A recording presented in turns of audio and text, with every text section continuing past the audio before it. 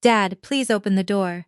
On a freezing, torrential Thanksgiving night in Boston, I stood trembling on my father's heavy oak porch, clutching my soaking wet 1-year-old daughter. My father looked down at his tiny granddaughter, shivering uncontrollably from the biting wind. Then, his jaw tightened, and he gripped the heavy brass handle of his front door with a terrifying, absolute calm. They picked the wrong family to destroy. Hit the like button and make sure to subscribe if you have ever had to stand up to a toxic family member who severely underestimated your true worth. Exactly 1 hour before I ended up standing on my father's porch, I was pulling into my own rain-slick driveway in the Boston suburbs. I had just wrapped up a grueling, 14-hour forensic audit for a massive corporate client, rigorously tracking down hidden offshore accounts in the Cayman Islands. All I wanted was to hold my beautiful daughter, Mia, and start our quiet Thanksgiving Eve traditions by the warm fireplace. Instead, I found my deeply mother-in-law, Eleanor, standing aggressively on the front stone steps in her designer trench coat. She was firmly holding Mia's pink floral diaper bag. The grand double doors of our luxury house stood wide open to the storm. Inside the brightly lit, marble-lined foyer stood my husband, Trent. He looked perfectly styled in his expensive cashmere sweater, unfazed by the freezing rain outside. Worse, she was wearing my custom silk robe. Eleanor marched down the wet stone steps, her designer heels clicking sharply on the pavement, and pointed a perfectly manicured finger right at my chest. I explicitly told Trent from the very beginning that marrying a public school bookkeeper Sid would bring nothing but bad luck. Eleanor sneered, her shrill voice echoing loudly in the quiet, wealthy neighborhood. You are a working-class nobody who constantly drags his elite image down. Harper actually comes from a family with a multi-million-dollar trust fund. She genuinely belongs here in this elite world. Now get out. The deed to this expensive house is entirely in my son's name. I looked past the vicious, bitter older woman directly at Trent. We had been married for 4 long years. Now that he finally had a tiny taste of real high society money, he was discarding me like trash on a holiday weekend. Trent, I said, keeping my voice dangerously level despite the freezing wind biting at my face. Are you seriously letting your toxic mother throw your own wife and 1-year-old daughter out into a freezing rainstorms so you can entertain your wealthy mistress? Trent adjusted his heavy luxury watch, refusing to meet my burning eyes. Harper and I are officially merging our lives, Megan, he stated coldly, his voice devoid of any human empathy. Her family's pharmaceutical empire is exactly the kind of elite financial backing my firm desperately needs to reach the next level. They are sitting in the garage. Take Mia and go back to your father's little fishing shack by the docks. Harper took a delicate sip of her red wine, leaning her head intimately against my husband's shoulder.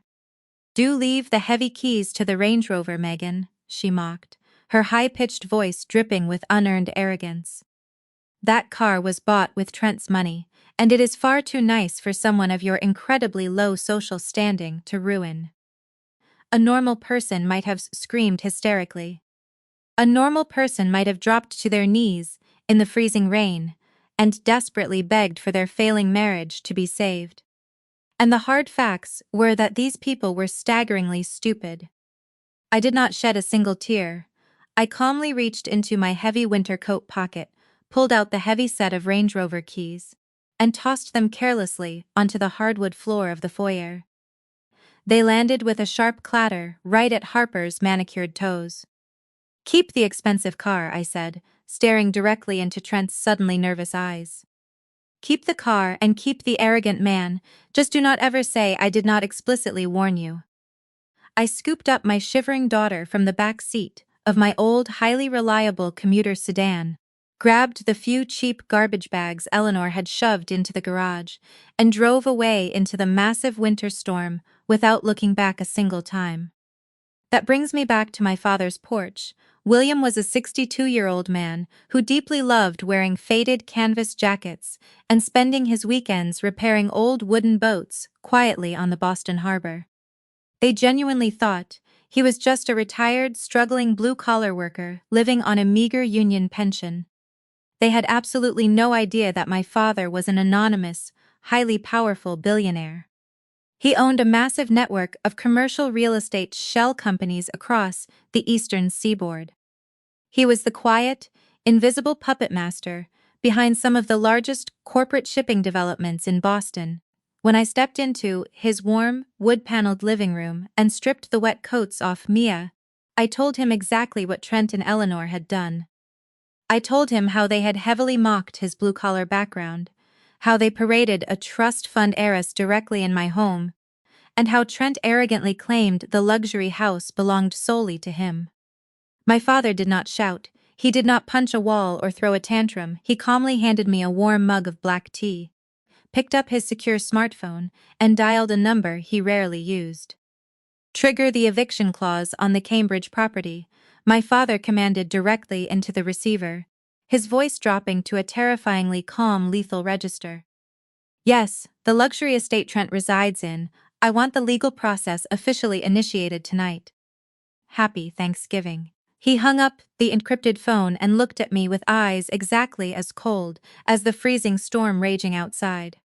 "They threw my girls out into the cold rain," William said softly. "By Monday morning, they will understand exactly what being homeless actually feels like." Before I could even process the magnitude of my father's swift retaliation, my own phone vibrated aggressively in my pocket. It was a rapid string of automated text messages from my bank. He had unilaterally frozen all my personal credit cards. A final text from Trent popped up on my glowing screen.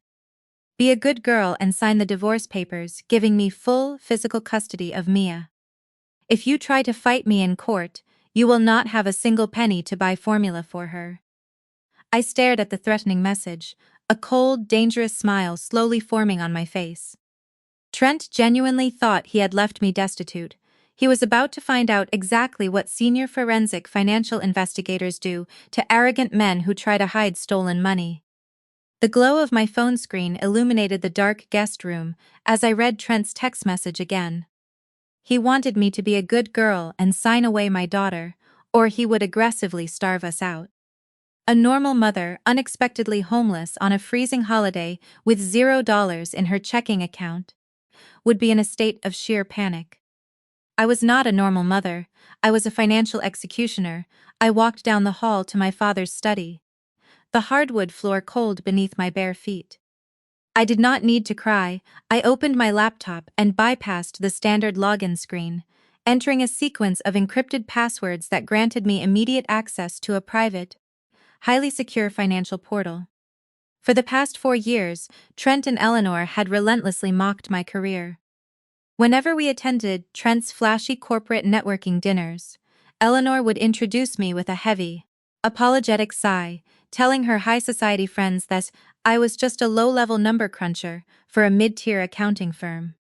He loved playing the brilliant wealth manager who had generously rescued a poor, working-class woman from a life of mediocrity. They never bothered to ask for the actual name of the firm. If they had, they would have realized that the company name on my business cards was not my employer. I owned it entirely, while Trent spent his days drinking expensive scotch with prospective clients and gambling his investors' money on risky tech ventures. I was quietly building an empire analyzing corporate fraud for Fortune 500 companies.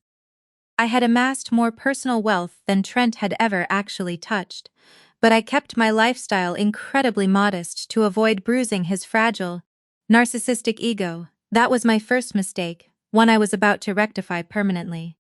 Trent thought he had dealt a lethal blow by freezing our joint bank account and suspending the credit cards attached to it.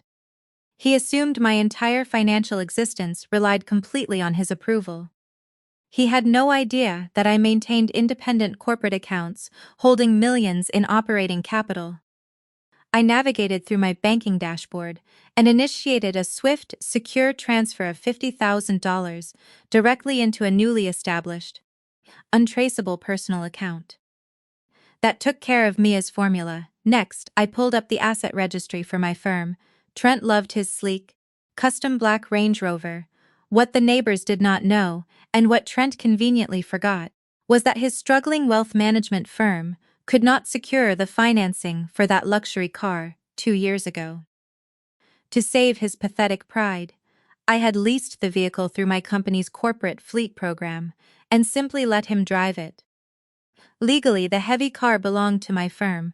I pulled up the vehicle's GPS tracking data.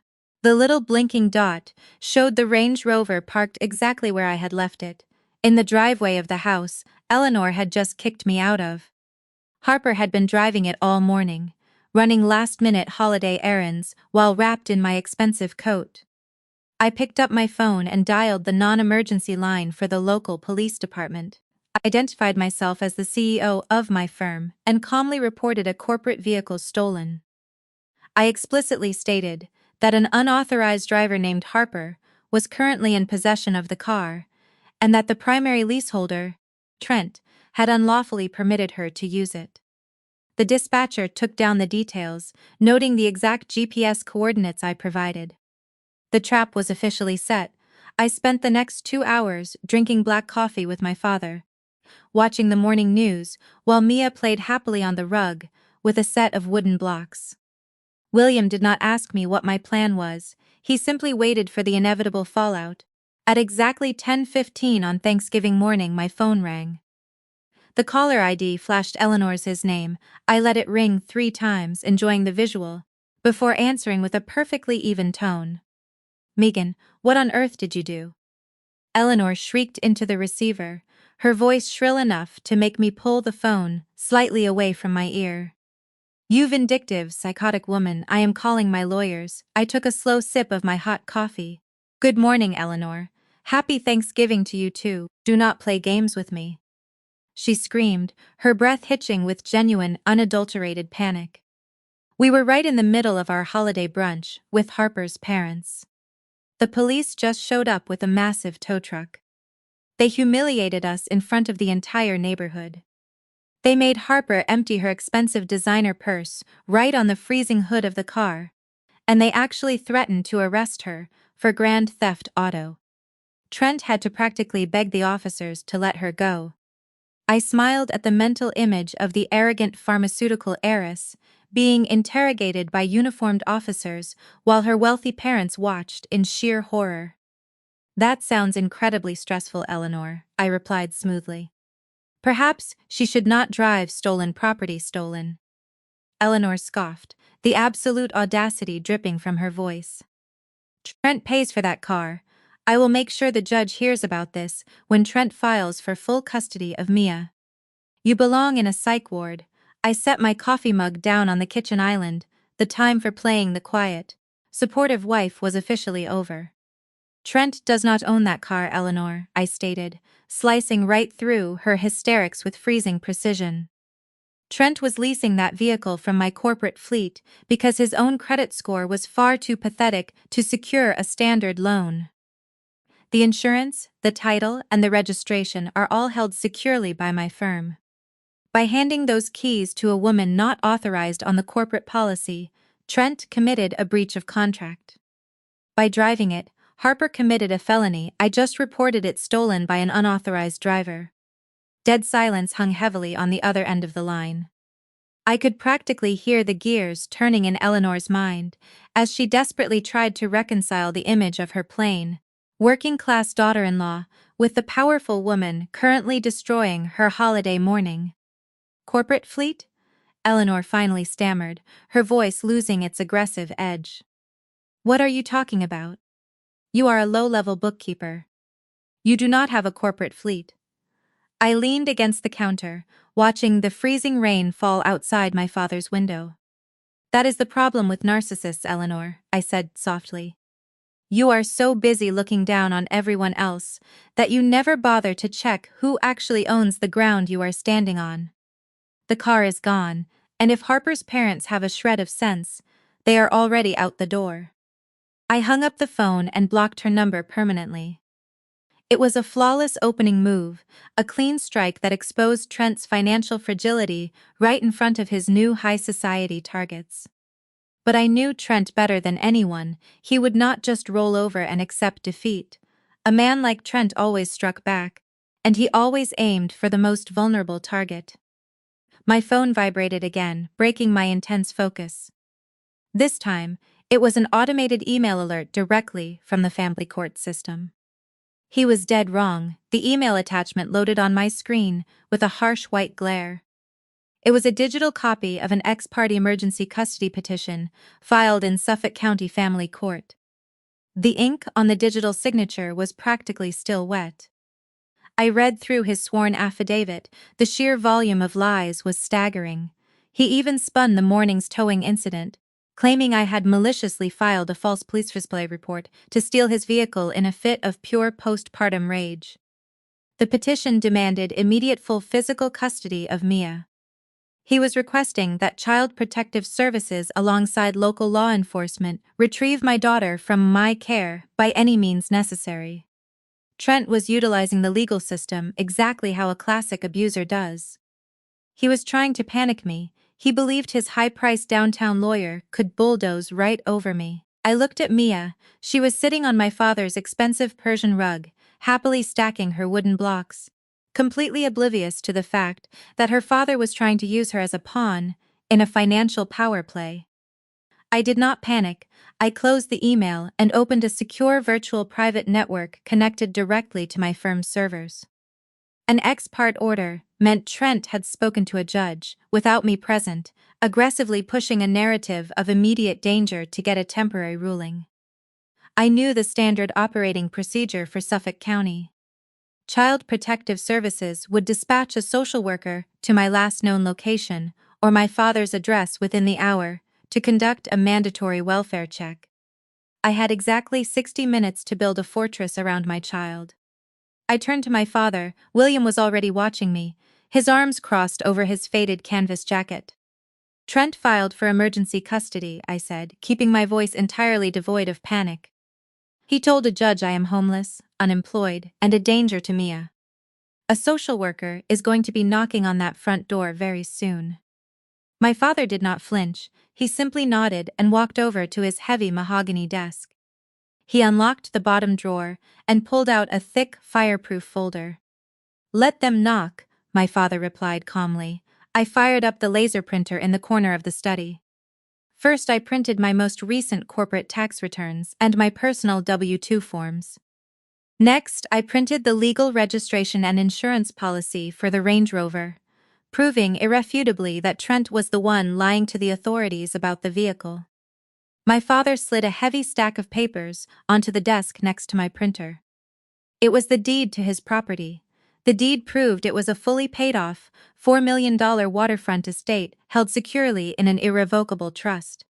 I took a heavy-duty binder and began compiling the documents.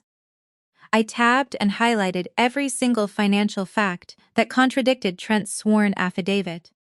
I included Mia's pristine medical records, my comprehensive health insurance policy, and a printout of the bank notification showing that Trent was the one who had maliciously frozen my checking account on Thanksgiving morning. 45 minutes later, the heavy brass knocker on my father's front door sounded. I opened the door to find a severe-looking woman holding a clipboard, flanked by a local Boston police officer. She identified herself as a caseworker for the state and informed me she was there to execute an emergency welfare check on a minor child named Mia. She expected to find a shivering, destitute woman living in squalor. And instead, I invited her into a sprawling, immaculately heated foyer with floor-to-ceiling windows overlooking the harbor. Then, I handed her the 3-inch binder. "I believe my estranged husband has filed a fraudulent petition," I told the caseworker in a polite, professional tone. "Inside that binder, you will find certified proof of my executive employment, my 7-figure income, my comprehensive insurance policies, and the deed to this $4 million estate, where my daughter has her own fully furnished nursery. You will also find proof that my husband committed perjury by claiming ownership of a vehicle that legally belongs to my corporate fleet." The caseworker opened the binder. The police officer peered over her shoulder. She then looked at Mia, who was giggling and eating organic fruit puffs in her high chair. The caseworker closed the binder, and handed it back to me. She apologized profusely for the intrusion, stating that the environment was obviously safe and that she would be advising the family court judge that the emergency order was entirely baseless. The police officer tipped his hat to me, and they both walked out the door. The immediate physical threat was neutralized, but Trent's legal filing meant a mandatory court hearing was automatically scheduled for the following week. I knew Trent would not stop. I needed to annihilate his public standing before he even stepped foot inside a courtroom.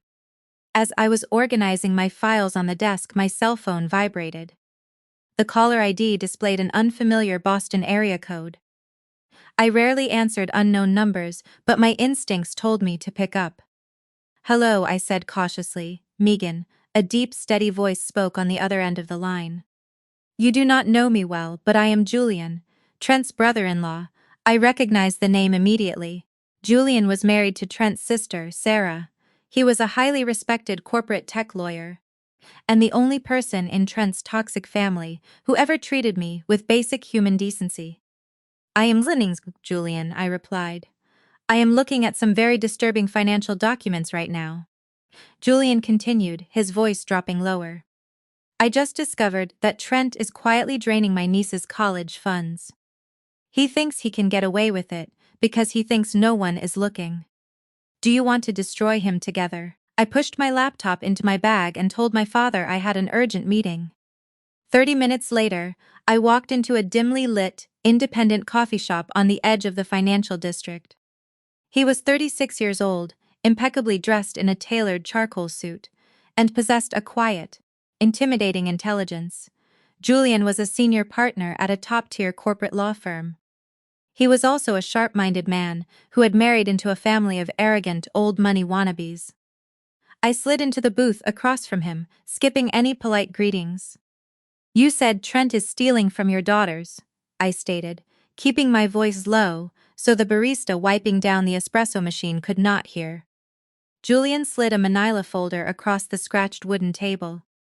"I have endured Eleanor and Trent for 7 years, Megan," Julian said. 7 years of Eleanor, introducing me to her country club friends with subtle condescension, and 7 years of Trent, treating me like a diversity hire, who got lucky, even though I graduated top of my class at Harvard Law, and make 3 times what his pathetic wealth management firm brings in. I tolerated their thinly veiled classism because I love my wife. But they just crossed a line I will not forgive. I opened the folder. Inside were printed bank statements for 2 college savings accounts. They were completely empty. Trent convinced Sarah to let him manage the girls' education funds when they were born. Julian explained, his jaw tight with barely contained fury. He told her his wealth management firm would yield a much higher return than standard market rates. She defended him every time I questioned his aggressive investment strategies. Last night, I bypassed Sarah and subpoenaed the account records directly from the holding bank. Trent drained both accounts 4 months ago. I felt a sickening twist in my stomach. Trent was not just throwing me out in the freezing rain. He was cannibalizing his own blood relatives to stay afloat. "It gets worse," Julian said, leaning forward. "Trent was at our house at 6 o'clock this morning. He told her it is a temporary liquidity bridge to save his firm from a minor audit issue. He told her if she does not sign it today, his business will collapse and it will be her fault for not supporting the family. Sarah is actually considering it." I asked, horrified.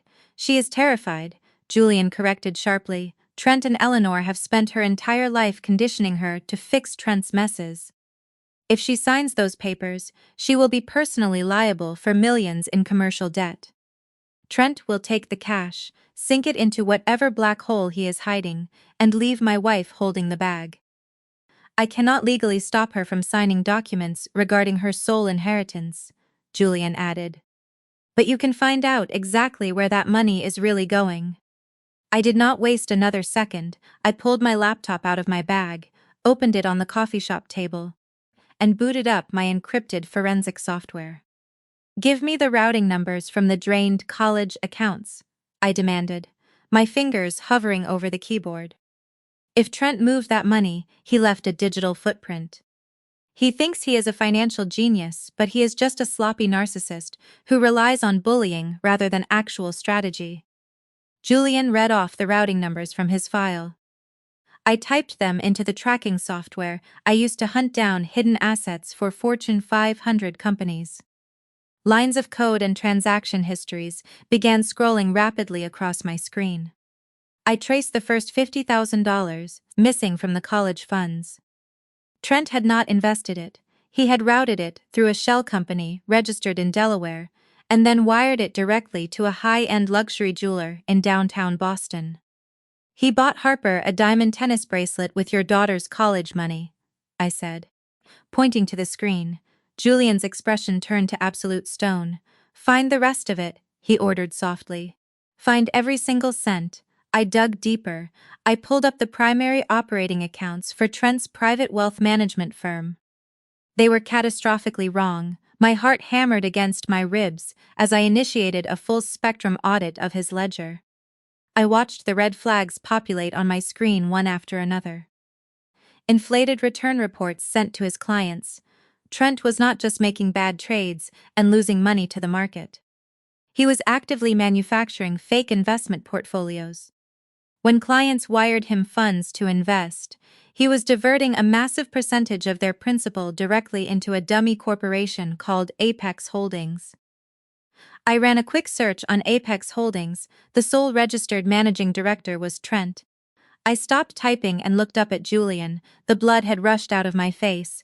This is not a liquidity problem, I whispered, turning the laptop screen so Julian could see the final tally highlighted in glaring red text. Trent is not just broke, he is running a massive Ponzi scheme. He has completely fabricated his last 3 quarterly reports.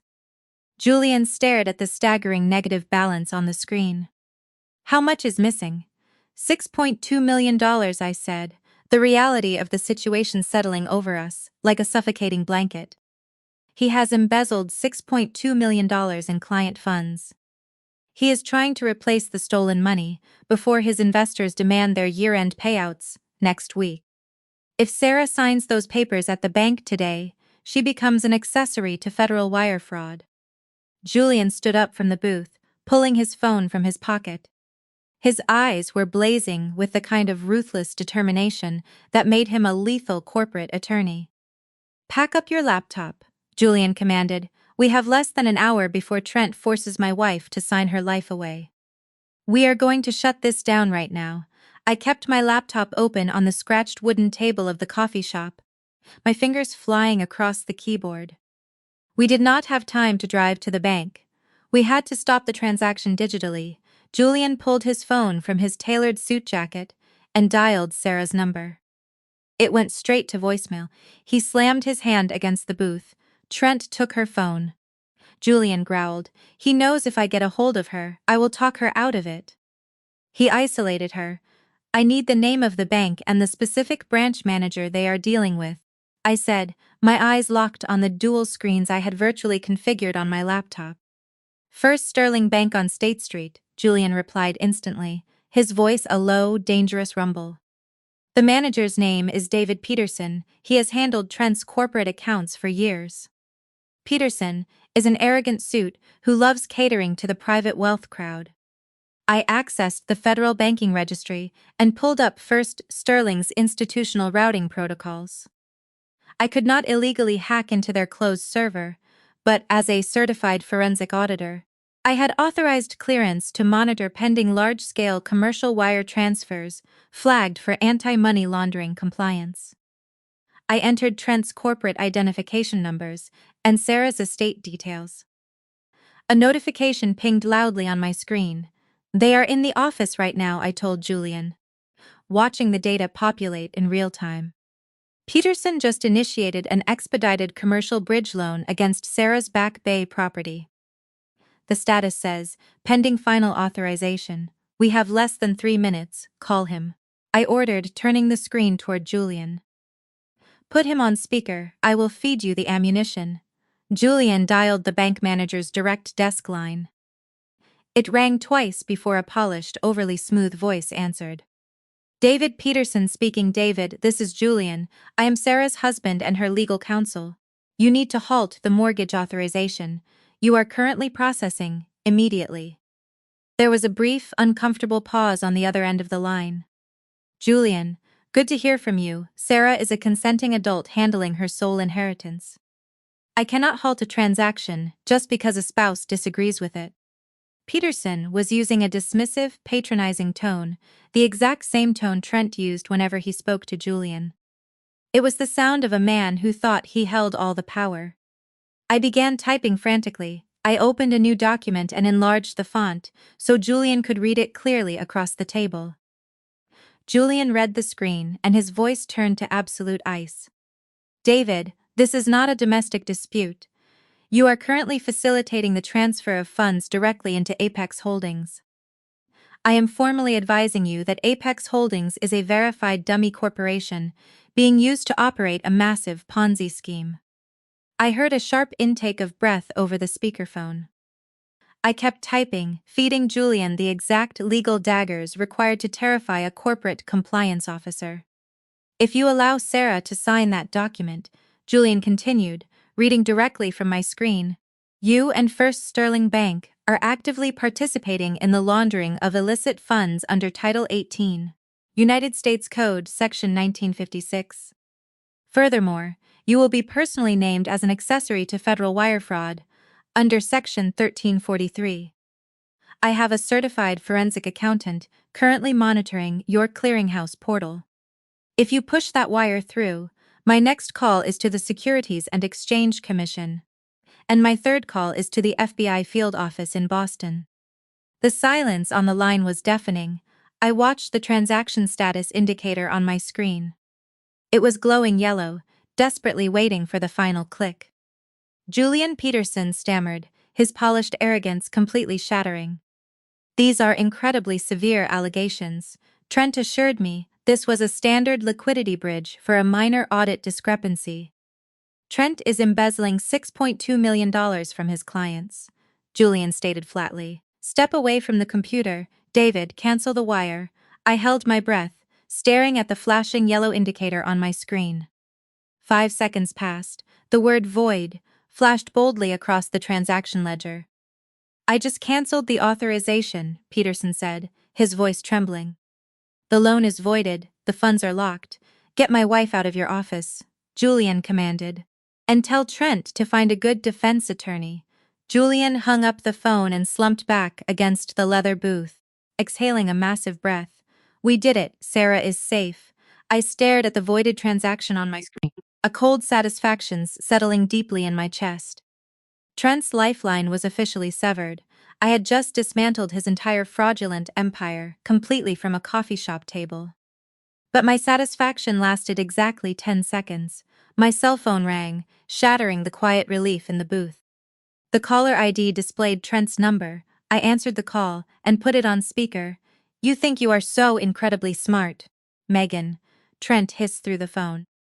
The background noise sounded like a rushing car engine. He was driving fast. Pedersen just kicked me out of the bank. He told me Julian threatened an SEC audit using a forensic accountant. I know it was you, I know. You two teamed up to humiliate me. You humiliated yourself. Trent, I replied smoothly. Your Ponzi scheme is over. The embezzlement is documented. You are going to federal prison. Trent let out a manic, erratic laugh. It was the sound of a desperate, cornered animal. I am not going anywhere, Megan, because you are going to drop this entire investigation. You are going to sign over your corporate assets to cover my losses, and you are going to do it today. I looked at Julian, completely bewildered. You have zero leverage, Trent. You have nothing. I have a friend in the Boston Police Department, Trent spat back. You remember Officer Miller. I just showed him the emergency custody order I filed this morning. The one that says, you are a homeless, unstable danger to our daughter. A spike of pure terror shot straight through my heart. The social worker had dismissed the claim, but the order itself was still sitting in the system, awaiting the formal hearing.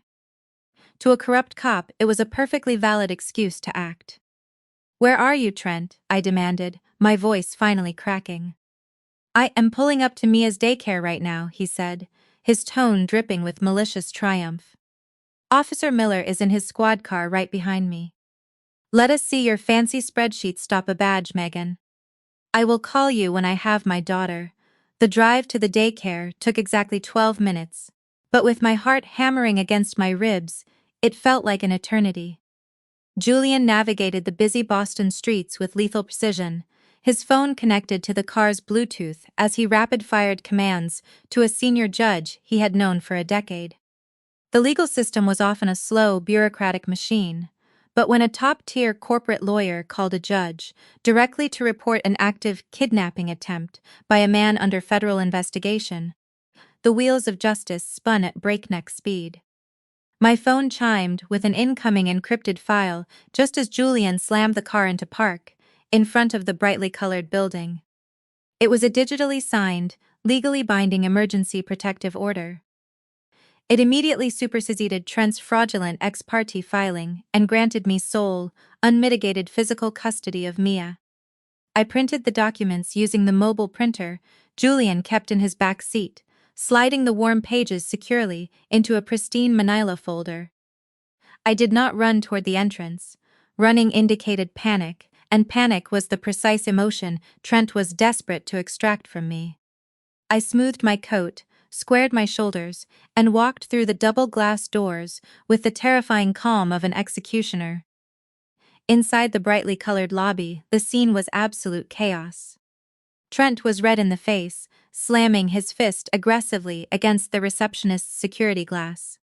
He was waving his printed copy of the canceled custody order, bellowing at the terrified daycare director about his parental rights. Miller had his hand resting casually on his utility belt, glaring menacingly at the staff.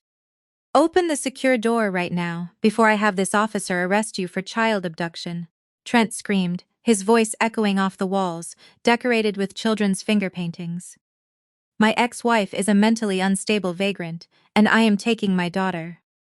I stepped fully into the lobby, the sharp click of my heels cutting entirely through his temper tantrum. "The only person going to jail today is you, Trent," I stated, my voice echoing evenly across the room. Trent whipped around, his face morphed from enraged arrogance to momentary shock before settling rapidly into a vicious, triumphant smirk. He pointed a finger at my chest and turned to his corrupt golfing buddy. "There she is, Miller," Trent declared loudly. "The unstable mother I told you about. Restrain her and get my daughter out here." Officer Miller took a heavy step toward me, puffing out his chest to maximize his authority. "Ma'am, I have a signed court order here stating you are an unfit guardian. I need you to stand down and let the father take custody of the child. Do not make me put you in handcuffs." A normal mother would have broken down sobbing.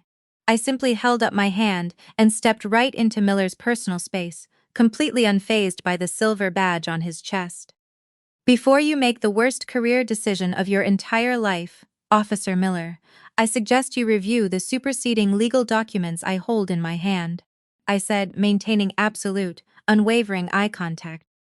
I handed him the manila folder. Miller frowned, snatched it from my grip, and flipped it open.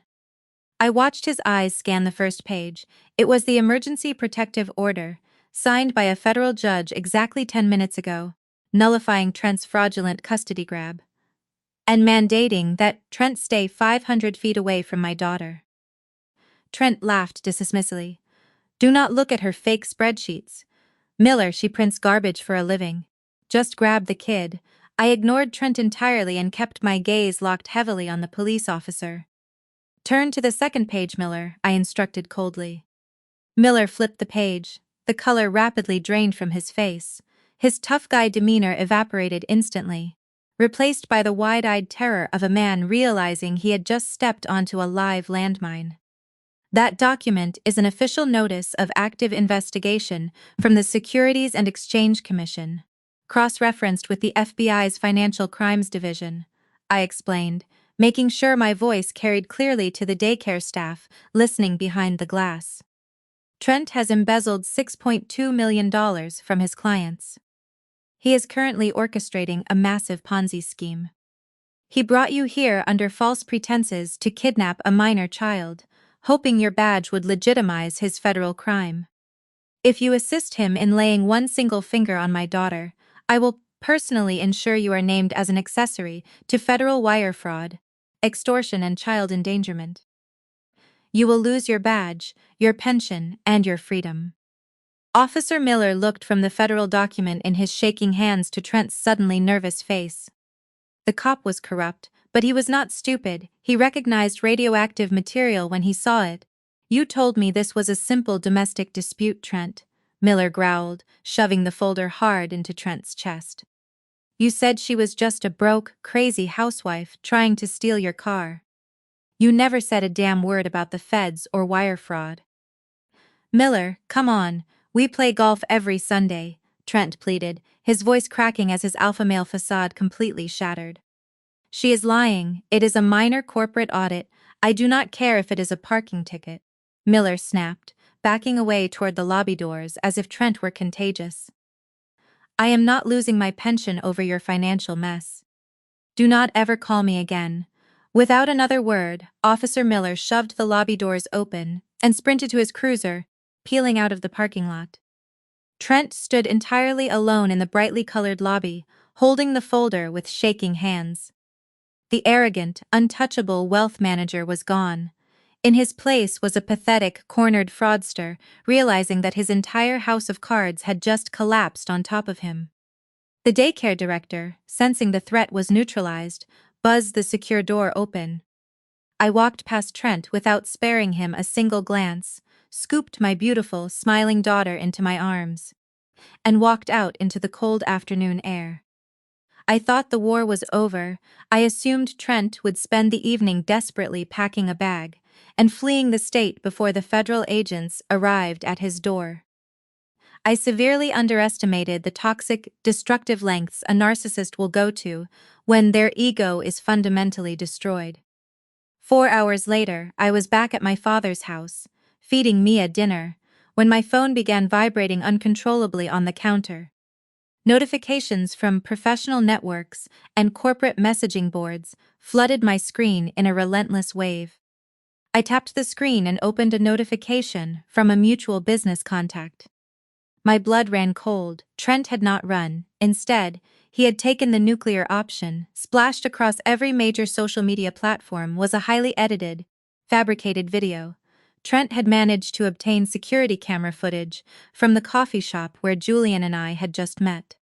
He had sliced the footage together, altering the angles and slowing down the frames to make our frantic, intense financial discussion look like a deeply intimate, romantic rendezvous. The caption above the video was typed in bold, sensational letters. It accused me of abandoning my child, stealing his corporate assets, and engaging in a torrid, long-term affair with his sister's husband. Trent had tagged my elite corporate clients, my father's community network, and Sarah's entire social circle. He was trying to burn my professional reputation to ash.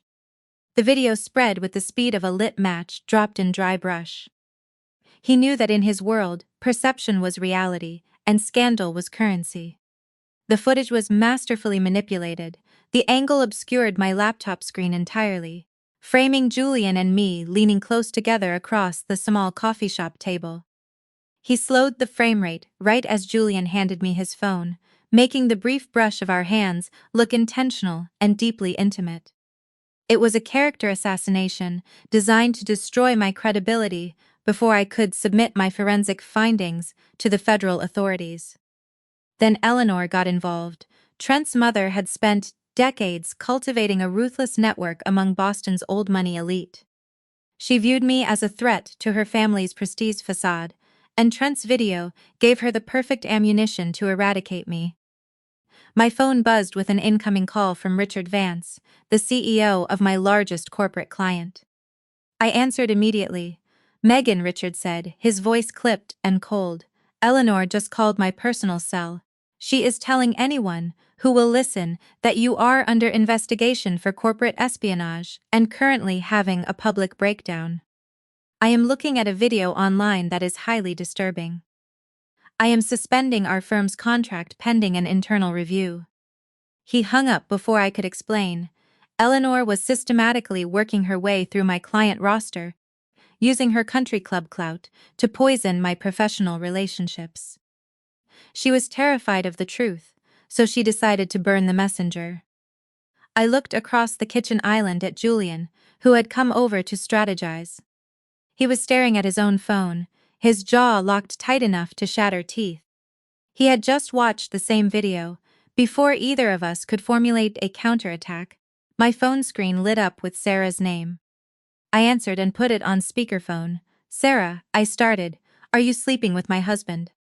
Sarah shrieked. Her voice was unrecognizable, choked with hysterical sobs and absolute panic. "Tell me the truth right now, Megan.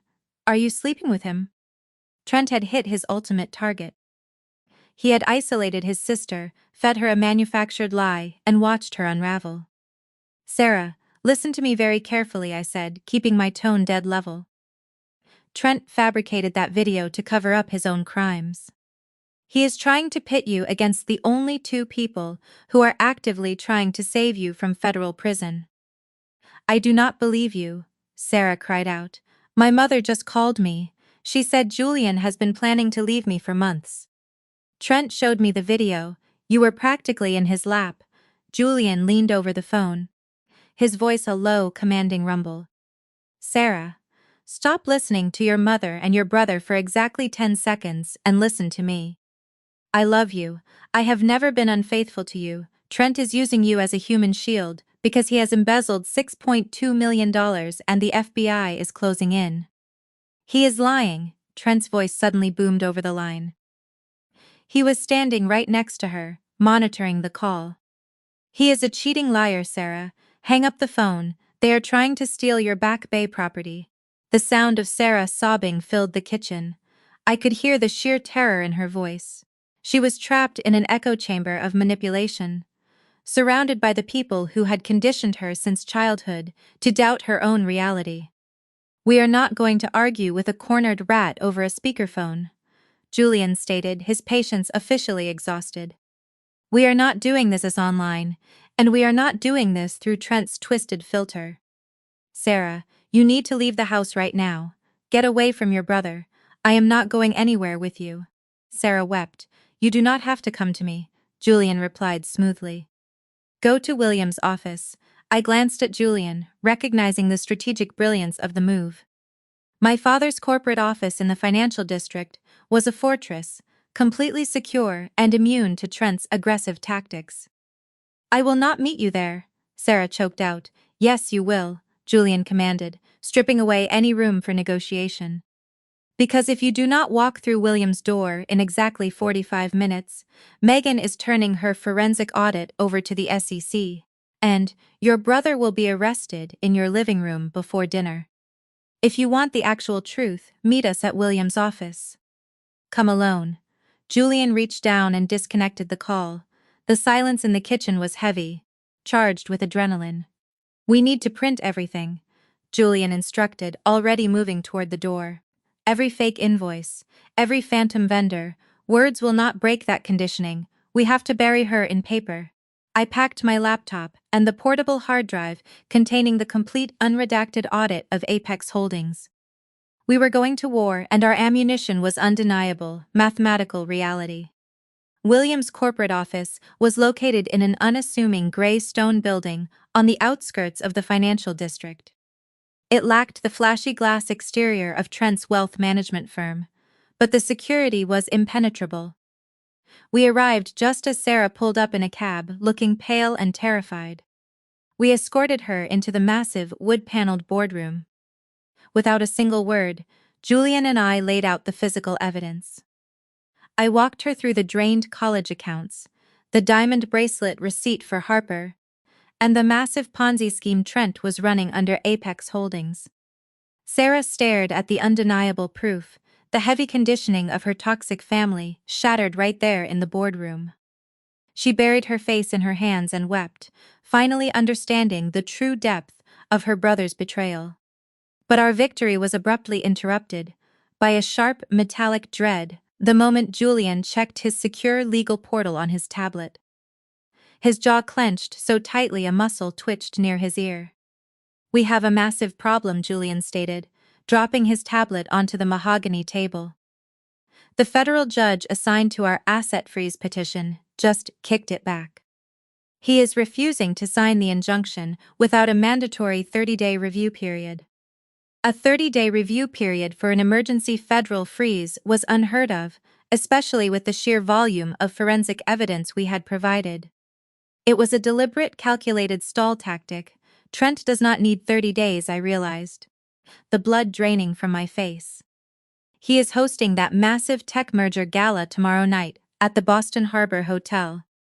He is planning to announce a fake partnership with Harper's pharmaceutical empire to secure more investor cash. He only needs 24 hours to execute the merger, cash out the new liquid assets, and disappear on a private jet before anyone realizes the vaults are completely empty. "Who is the judge?" I demanded, already pulling my encrypted laptop from my bag. "Judge Robert Caldwell," Julian answered grimly. "He is a senior federal judge, highly respected, and practically untouchable." I typed Caldwell's name into the regional social registry database. Within 3 seconds, a high-resolution photograph populated my screen. It was a candid shot from an exclusive charity golf tournament held at a luxury country club last summer. Standing shoulder to shoulder on the putting green, holding crystal tumblers of scotch and grinning like they owned the world, were Trent, a pharmaceutical executive, and Judge Robert Caldwell. "He is not just a judge," I said, turning the screen so Julian could see the image. "He is Trent's golfing buddy." Eleanor must have pulled a massive level favor to block the filing. Julian ran a hand over his face in frustration. "If Caldwell sits on this file, Trent successfully executes the fraudulent merger tomorrow night at the gala. By the time the 30 days are up, the money, Trent, and Harper will be ghosts. We are entirely out of legal maneuvers." I looked at the photograph of the men laughing. Trent always left a mess. He was arrogant, sloppy, and fundamentally believed that rules did not apply to him. If he was pulling a favor of this magnitude from a federal judge, he had to be paying for it. "We are out of traditional legal maneuvers," I corrected, my fingers already flying over the keyboard. "But we are not out of forensic options. Buy me 4 hours." I locked myself in a glass-walled office and initiated a deep, invasive dive into Judge Caldwell's financial history. Federal judges undergo rigorous financial scrutiny, so a direct, traceable bribe was impossible. Trent was reckless, but he was not suicidal.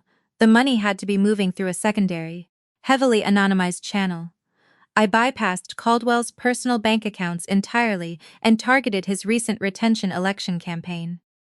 I deployed a specialized scraping algorithm designed to track dark money through political action committees. The software systematically cross-referenced every single corporate donation made to Caldwell's campaign against the encrypted ledgers I had pulled from Trent's firm. For 3 brutal hours, I stared at scrolling columns of alphanumeric routing data, tracing shell companies back to holding firms, which linked to offshore trusts. It was a digital labyrinth designed to exhaust and confuse anyone trying to follow the money. At exactly 11:45 that night, the algorithm flagged a massive, fatal collision of data.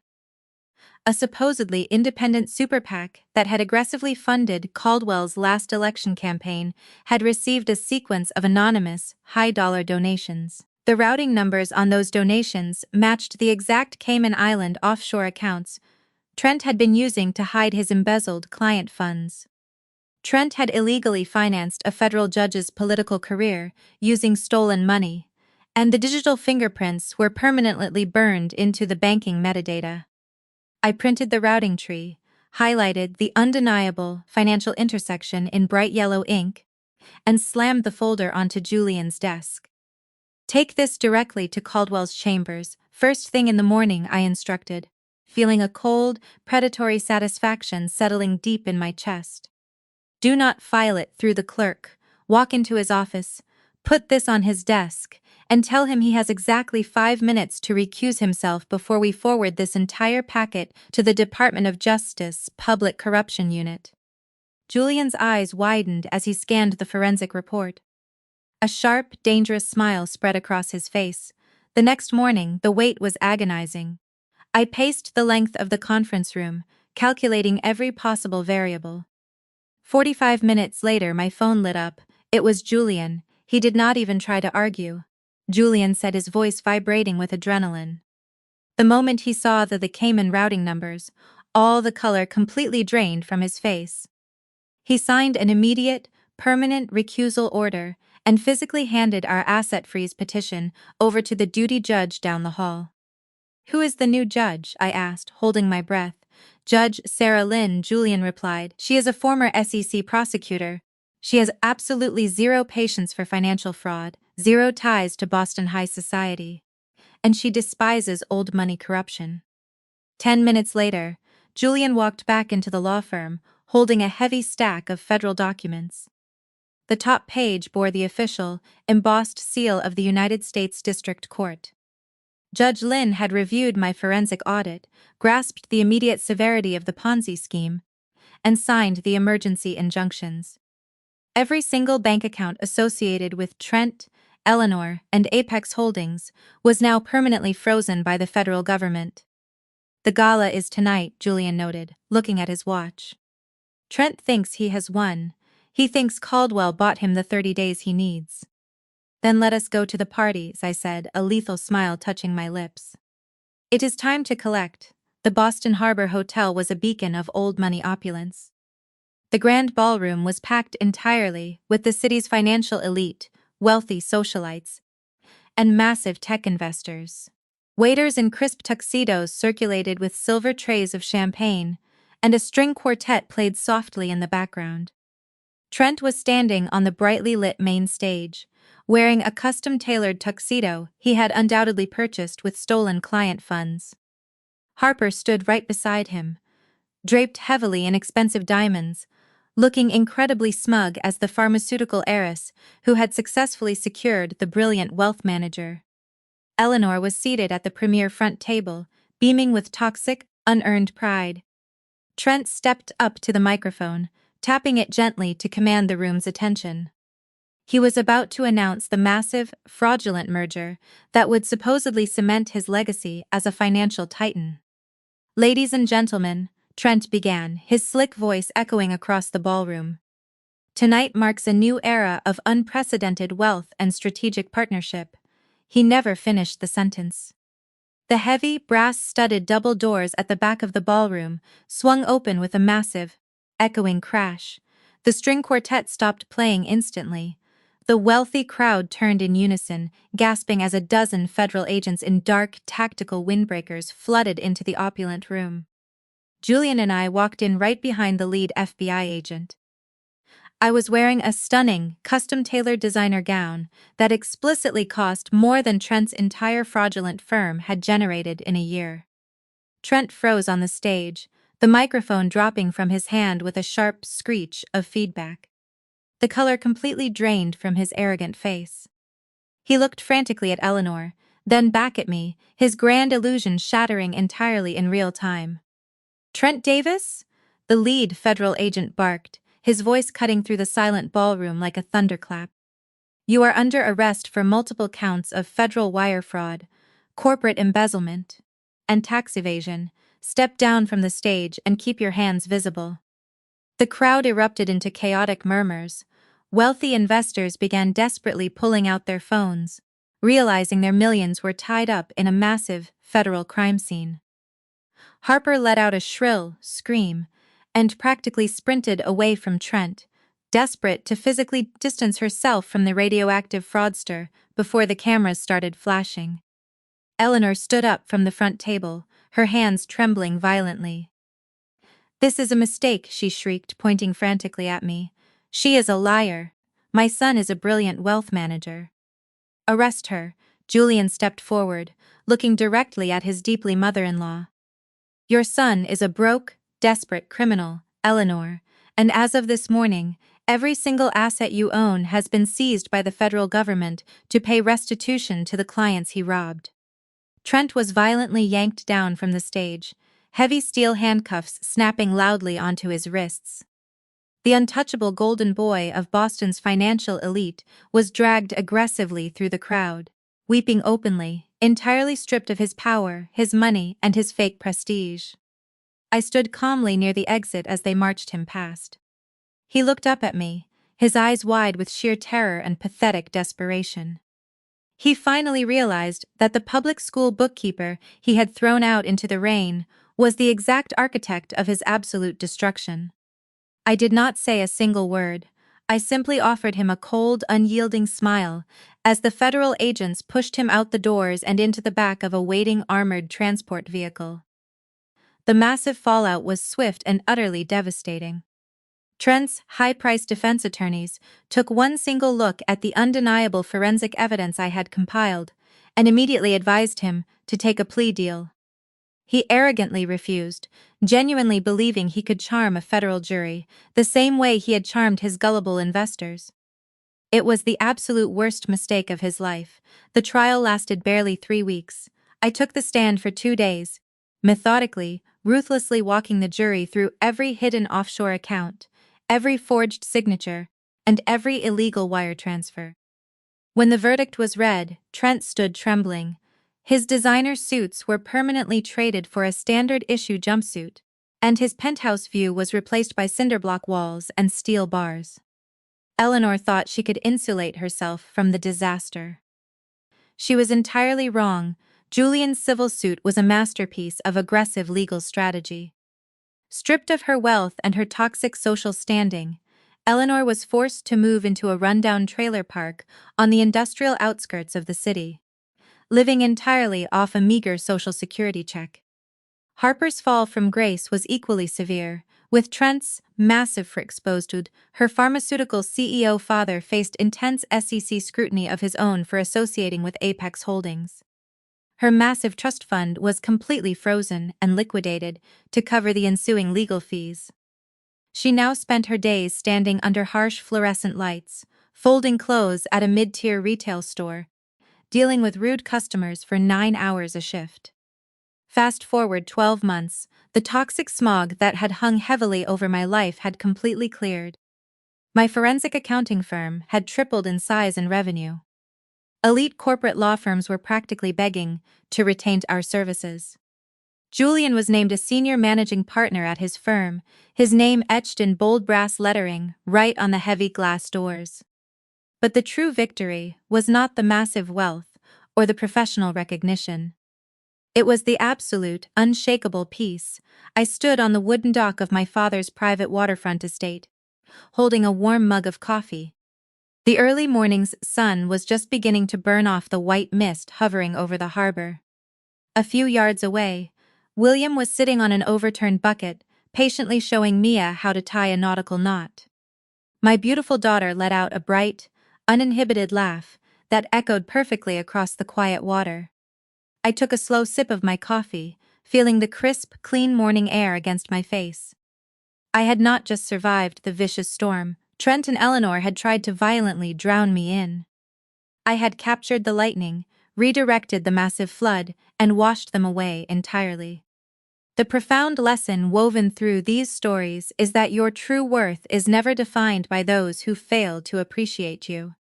Often, the people closest to us are blinded by their own insecurities, projecting their limitations onto our lives. True empowerment begins the moment you establish ironclad boundaries against their behavior and reclaim your own independence. You possess the right to walk away from any environment where you are undervalued and purposefully build your own peace. Please share your own experiences with establishing difficult boundaries and comment below.